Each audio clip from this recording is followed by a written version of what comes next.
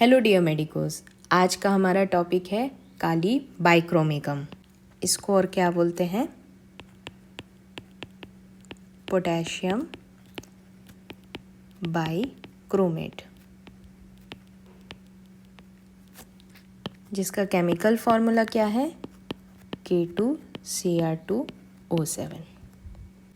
काली बाइक्रोमिकम को याद करने के लिए हम लोग ट्रिक देखेंगे,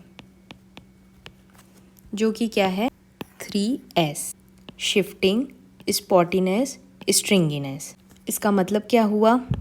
शिफ्टिंग का मतलब है इसका पेन शिफ्ट होता है, पेन कभी इस साइड तो कभी दूसरे साइड। स्पॉटीनेस का मतलब ये पेशेंट एक स्पॉट में आपको बताएगा कि यहाँ पे पेन हो रहा है। स्ट्रिंगीनेस मतलब कुछ इस तरीके से स्ट्रिंग जैसा इसका डिस्चार्ज देखने को मिलता है। अब हम लोग देखते हैं इसका स्फीयर ऑफ एक्शन। मेनली ये एक्ट करती है म्यूकस मेम्ब्रेन में, स्किन में, ग्लैंड्स में और किडनी में, फाइब्रस टिश्यूज में। काली बाइक्रोमिकम म्यूकस मेम्ब्रेन में एज ए इरिटेंट काम करता है,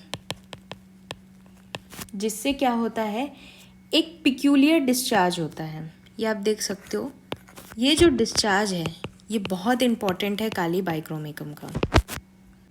इसके बारे में हम आगे डिस्कस करते हैं। अब हम लोग देखते हैं काली बाइक्रोमिकम का गाइडिंग सिम्टम्स। पहला गाइडिंग सिम्टम्स है shifting pain from one place to another. Next, pain in small spots that can be covered with the tip of finger. ये पेशेंट कैसे बताएगा? एक फिंगर से आपको बताएगा पॉइंट करके कि उसको यहाँ पे दर्द है। ठीक है।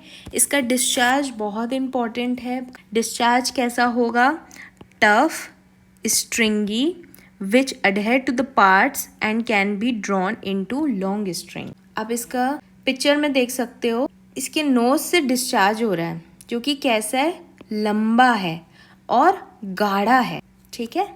इसका पेन सडनली आता है और सडनली चला जाता है। नेक्स्ट देखते हैं इसका पेन कैसा है?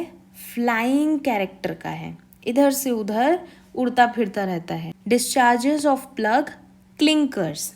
क्लिंकर्स मतलब hard ball of mucus. Next है rheumatism alternating with dysentery. Rheumatism मतलब ऐसी बीमारी जिसमें जॉइंट्स में पेन होता है, इन्फ्लेमेशन आता है, तो वो अल्टरनेट करती है विद डिसेंट्री से, यानी वो बदलता रहता है। अब जनरल मोडालिटीज देखते हैं काली बाइक्रोमिकम की। Aggravation from beer, morning, hot weather, undressing. Relief किस में मिलता है इनको? जब ये कोल्ड वेदर में रहते हैं, स्पेशली इनके स्किन सिम्टम्स में इन्हें आराम मिलता है, या फिर बाय लाइंग डाउन। अब काली बाइक्रोमिकम के पर्टिकुलर्स देखते हैं, जिसमें पहले हेडेक देखेंगे। काली बाइक्रोमिकम का हेडेक जो होगा, उससे पहले उसका विजन ब्लर हो जाता है। प्लस गाइडिंग सिम्टम नंबर 1, 2 और 4 देखने को मिलता है। वो क्या क्या होगा? हेडेक जो होने वाला है वो किस तरीके का होगा? शिफ्टिंग पेन होगा। वो पेन को फिंगर टिप से कवर करके बता देगा। इसका पेन सडनली आएगा और सडनली चला जाएगा। इसका एग्रावेशन कब होता है? फ्रॉम लाइट और नॉइस से होता है। अब हम लोग देखते हैं रेस्पिरेटरी सिस्टम, जिसमें नोज सबसे पहले देखते हैं। काली बाइक्रोमिकम का नोज में पेन कैसा होता है? प्रेसिव पेन होता है। रूट ऑफ नोज में inability to breathe through nose, ऐसा फील होता है कि नाक से वो सांस नहीं ले पा रहे हैं। गाइडिंग सिम्टम नंबर 3, डिस्चार्ज कैसा होगा? Tough, stringy, which adhere to the part and can be drawn into long string. Discharge चिपकने वाला और गाढ़ा होता है। Discharge of plugs, tough, ropy, free fluid mucus in clear masses. Next हम देखते हैं कफ कैसा होता है काली बाइक्रोमिकम का। Violent, rattling, tough, ropy, stringy discharge mucus with dyspnoea with chest pain in small spot. Patient को ऐसा लगता है जैसे कि लंग्स में उसको ऑक्सीजन नहीं मिल रही है। नेक्स्ट देखते हैं रिमेटिज्म। रिमेटिज्म में क्या होता है? पेन होगी और स्वेलिंग भी आएगी। काली बाइक्रोमिकम में स्वेलिंग भी देखने को मिलती है और पेन शिफ्टिंग पेन होता है, वंडरिंग पेन जिसको बोलते हैं। गाइडिंग सिम्टम वही 1, 2 और 4 याद रखेंगे। नेक्स्ट अपन देखते हैं गैस्ट्रोइंटेस्टाइनल ट्रैक्ट। काली बाइक्रोमिकम कैसी गैस्ट्रिक कंप्लेंट्स में काम आती है? पेप्टिक अल्सर्स में जनरली ये काम आती है, जिसका कॉज क्या हो सकता है? बियर और अल्कोहल का कंजप्शन करने की वजह से।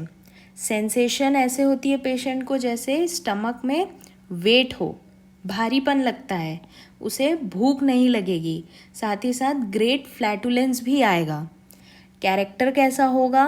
Punched out ulcers of stomach plus shifting pain होगा। पेन को वो टिप ऑफ फिंगर से कवर करके बता देगा और सडनली पेन आएगा और सडनली चला जाएगा। अब देखते हैं मोडेलिटी। खाना खाने के बाद इनको एग्रावेशन होता है। तो हम लोगों ने काली बाइक्रोमिकम में क्या देखा?